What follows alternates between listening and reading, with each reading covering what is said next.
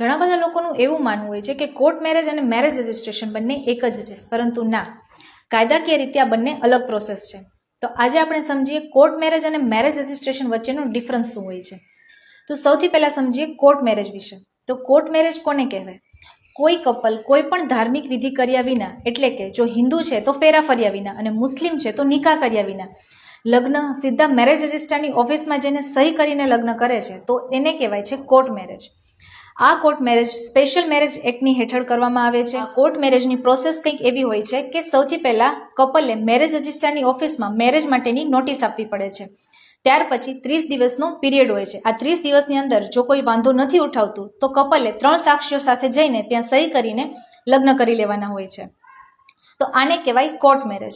જે કપલના રિલિજન અલગ છે, જેના નેશનાલિટી અલગ છે, વધારે પડતા કપલ એ કોર્ટ મેરેજ જ કરે છે. સેમ જ્ઞાતિવાળા અને સેમ રિલિજનવાળા પણ કોર્ટ મેરેજ કરી શકે છે. તો આ છે કોર્ટ મેરેજ. હવે વાત કરીએ મેરેજ રજિસ્ટ્રેશનની. તો મેરેજ રજિસ્ટ્રેશન કોને કહેવાય? તો પહેલેથી જ ધાર્મિક વિધિ સાથે તમે લગ્ન કરેલા છે અને માત્ર તમારે સરકારના ચોપડે નોંધાવા છે તો તેને કહેવાય છે મેરેજ રજિસ્ટ્રેશન. આ marriage registration Hindu marriage act અને પર્સનલ લોની હેઠળ કરવામાં આવે છે. આમાં તમારે લગ્નની કંકોત્રી, લગ્નના ફોટા અને એક ફોર્મ સબમિટ કરીને તમારા નગરપાલિકા કે તમારા ગ્રામ પંચાયતમાં જઈને ત્યાં સબમિટ કરવાનું હોય છે.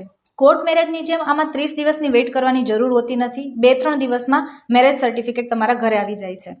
તો ટૂંકમાં કહીએ તો ધામધૂમથી અને રિચ્યુઅલ સાથે જે મેરેજ કરેલા છે અને માત્ર સરકારના ચોપડે નોંધાવાના હોય છે એને કહેવાય છે મેરેજ રજિસ્ટ્રેશન. અને કોઈ રિચ્યુઅલ કે કસ્ટમ નિભાવ્યા વિના સીધા જ સરકારી કચેરીએ જઈને લગ્ન થાય છે તેને કહેવાય છે કોર્ટ મેરેજ. જો આ વિડીયો ગમ્યો હોય તો લાઈક કરજો અને વધારે ને વધારે શેર કરજો.